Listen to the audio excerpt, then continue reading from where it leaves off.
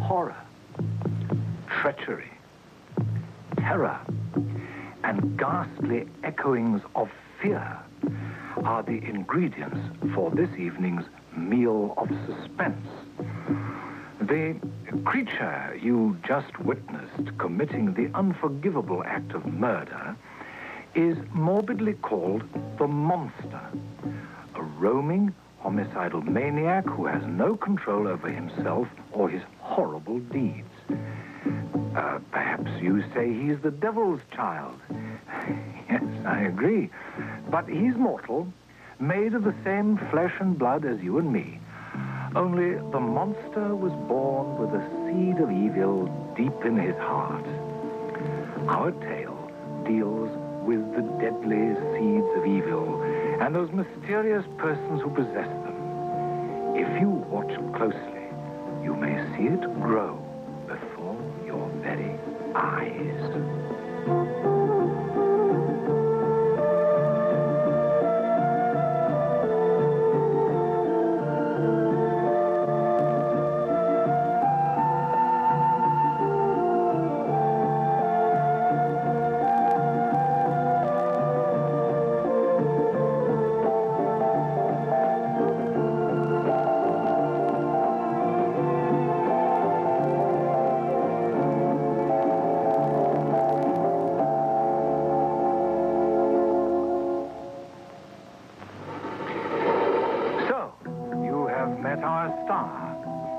The monster. He will be heard from regularly. We are now ready for the gourmet touches. Light, always at its best for murder. Just a soupçon fog. It adds just the right bitter taste. Throw in a young man, make him carefree, a bit nasty, and by all means full of spirit, alcohol that is, and we are ready for another evening with evil, which I call Heart to Heart. A title or an omen?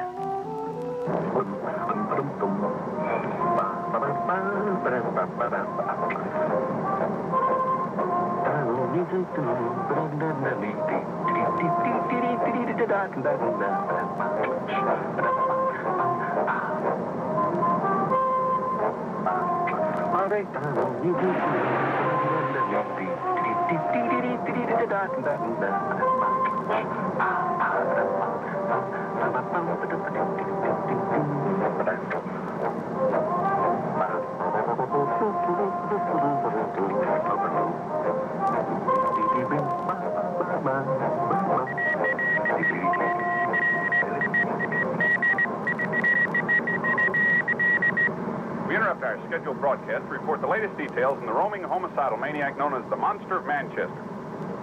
This evening, a family of 3 were found brutally murdered in a home near Salford. It's believed to be a work of a maniac. Once again, the local authorities request that all inhabitants of Manchester and the surrounding areas securely bolt their doors and remain home after nightfall. We now return to our regularly scheduled program. Ah, monster. Probably some guy in a raincoat out for a good night.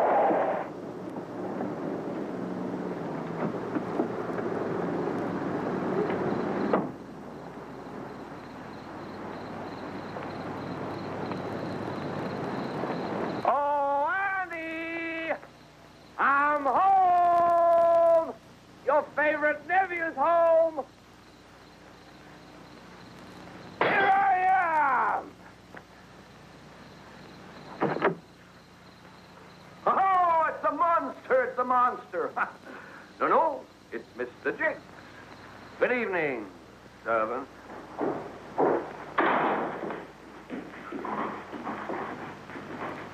Your aunt wants to see you. Really? No. You know, you're beginning to remind me more and more of the monster.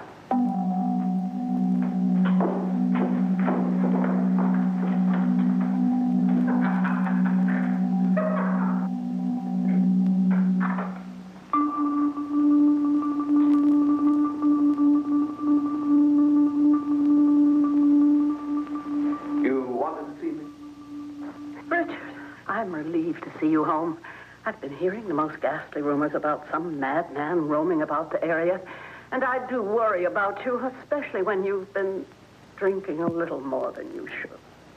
I suppose you're able to take care of yourself, but I do wish you wouldn't live so recklessly. Don't talk about my welfare, Aunt. You care as much for me as I care for you, which is not at all. Richard. Well, I'm pleased to see that you're in your usual state of pleasant spirits. Auntie, you bore me stiff. Now, if you have nothing further to discuss, I shall leave. Richard, I wish you wouldn't be so rude. I'm not in the best of health, and frankly, your aggressiveness unnerves me. Then, I shall make a solemn promise never to unnerve you again. If you do me one small favor. What is that?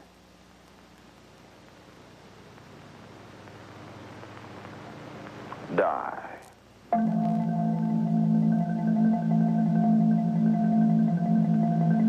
What a black sense of humor. Richard, before your mother, my beloved sister, passed away, I gave her my solemn promise that I would be your guardian and give you the best that life could offer. This I have always done. You've gone to the finest schools, you've worn the finest clothes, you've driven the fastest cars. Never once have I received a token gesture of gratitude. 3 cheers for Auntie. And to continue with this unforgivable waste of your valuable time. You have lived a totally carefree life, done very well with the allowance given you. That pittance. Richard, I'm afraid I've done very badly in the matter of your upbringing. Rather than displaying a spark of manly pride or attempting to make your own way in the world, you've been content to live off my handouts. I long for the day when your miserable heart stops and I see your body lowered into its grave. Charming thought. Richard, you have received the best, but you have become the worst. I think you were born with a cruel and vicious streak in you. And I know now that nothing will ever change you. Least of all, my money.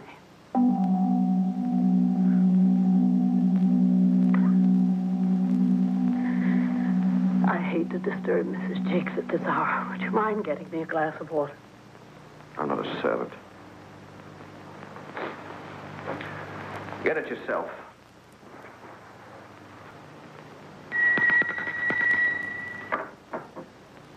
There's no reason to prolong this distasteful conversation any longer. The reason I wanted to see you tonight was to inform you that my attorney has gone to the city, but he will return in a few days, at which time he will be instructed to alter my original will. Because of the type of man you've become, my conscience dictates that you should be removed as the sole heir of my estate. You will be allowed to remain in this house until my death. At which time, Mr. and Mrs. Jiggs, who have served me so faithfully over the years, will become the sole recipients of my entire estate. I've tried so hard to love you as a son. But I have only received hate in return. Why, Richard?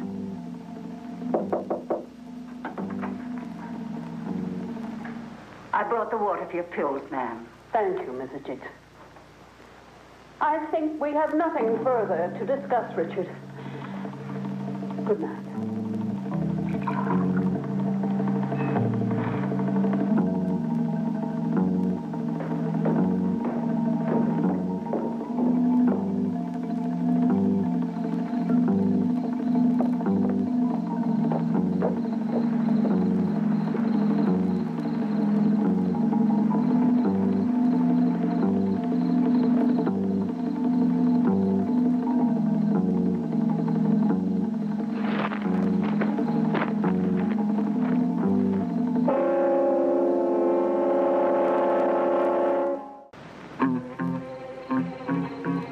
By this time, poor Richard is certainly at his wit's end.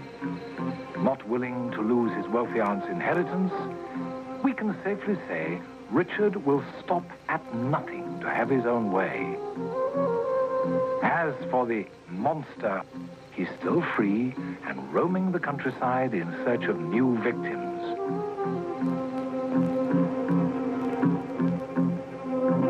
Now, let us return, for I believe the seed of evil is about to bloom.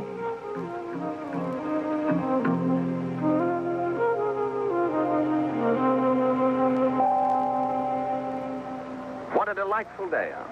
Well, Richard. Why aren't you looking chipper today? I feel like a new man. I've been thinking about things. About what you said last night. I really must change my ways. Wonderful. But I assure you that changing your ways is not going to change my mind about the will. And I agree with you. I think it's time I learned to stand on my own 2 feet. Thank you, Mrs. Jiggs. You're quite welcome, sir. No, Aunt, I don't expect you to change your will. But that's no reason why we can't be civil with one another. You feeling all right, Richard? I've never felt better. And in fact, my first sterling deed to celebrate my change of heart will be the honor of driving you to your bridge game tonight. Well, that's wonderfully kind, Richard, but Mr. Jiggs is accustomed to chauffeuring me to my weekly bridge meetings. I don't see why Mr. Jiggs should always have the pleasure of your company. No, Aunt, I insist.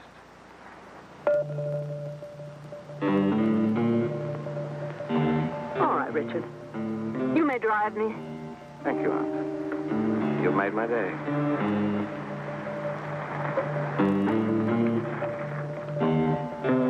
You've certainly made my day.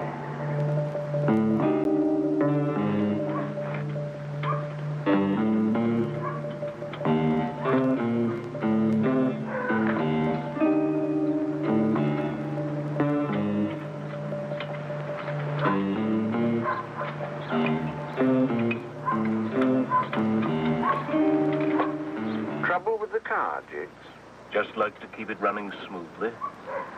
My aunt couldn't do without you and Mrs. Jiggs, could she? Of course not. No, I didn't think so.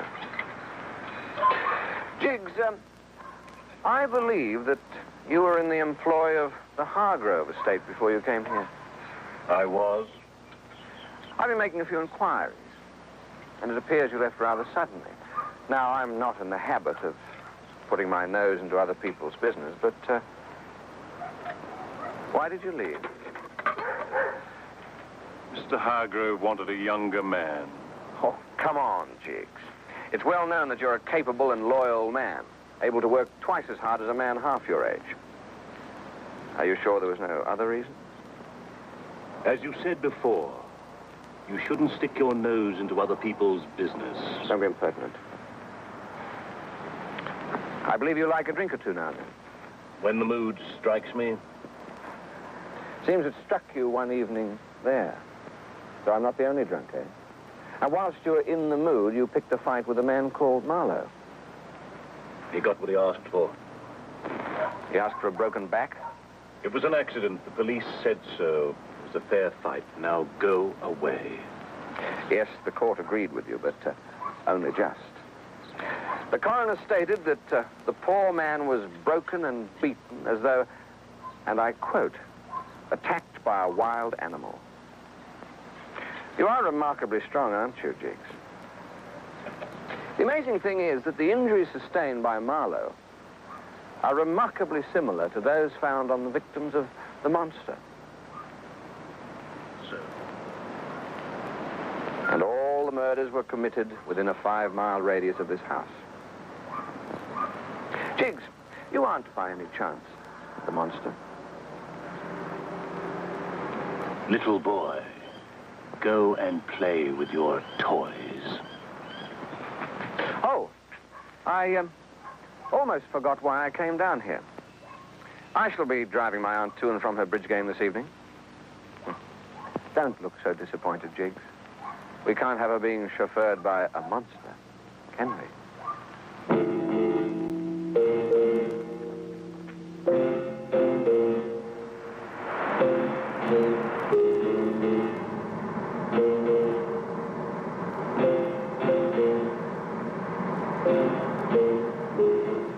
Did you enjoy your bridge game, Aunt? Immensely. You know, I'm really quite proud of you. One of your years with your delicate condition, still going to bridge once a week. I admire your stamina. I haven't missed a bridge meeting in over 15 years. Why are we going home by this road? Oh, it's a quicker route. I find it a bit frightening. No, I don't like it at all. You have nothing to fear as long as I'm beside you. Actually, it's quite ghastly, this spate of crimes that's occurring in the district lately. What crimes? These murders. Really, Aunt, you must read the papers more often. Some monster has committed 8 murders in as many days. Actually, nobody's safe. Nobody will be safe until this man is brought to justice. I don't want to hear any more on this morbid topic. No one will be safe at all. Particularly little old ladies with a delicate heart condition. Well, I'm sure he'd frighten you to death if you saw him.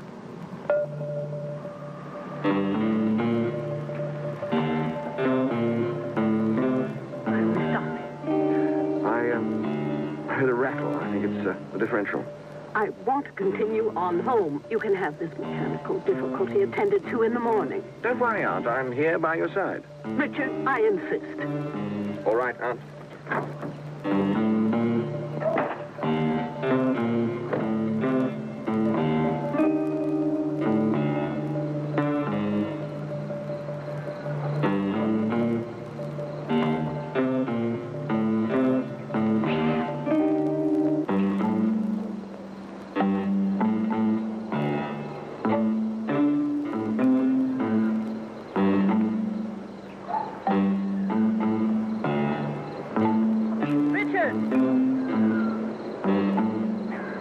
Richard, are you there?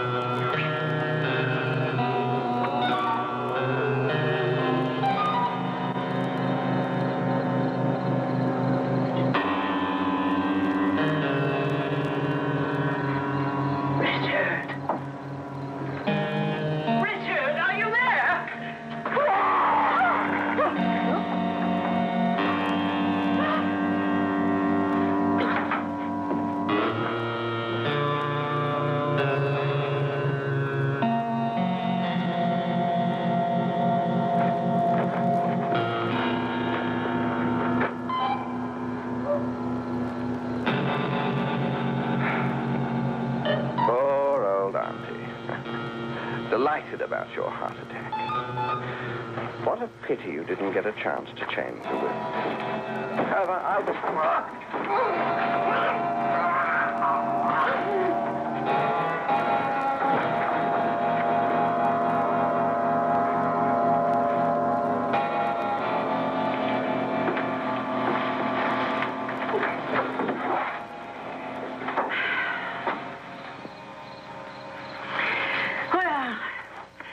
Thank you, Mr. Jiggs. I knew he would try to kill me tonight. Weren't we cunning to plan it this way? Yes, madam. Richard, dear, you could have planned your little scheme a little more cleverly. But then again, you never were a clever boy. Come along, Mr. Jiggs. I'm chilled to death.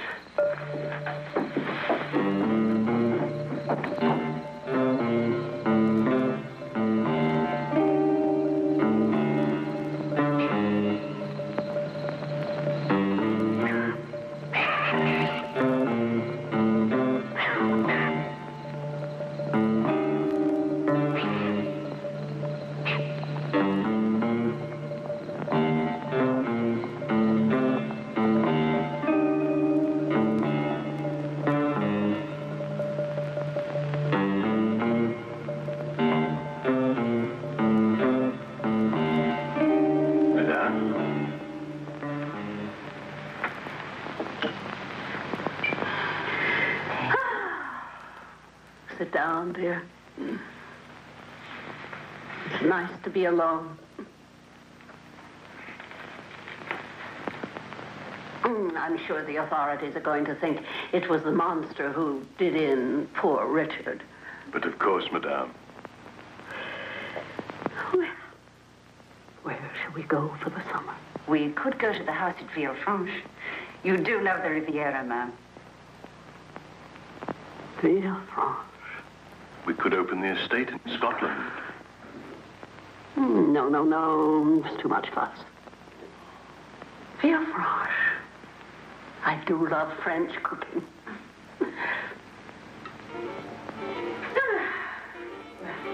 It's nice to be alone.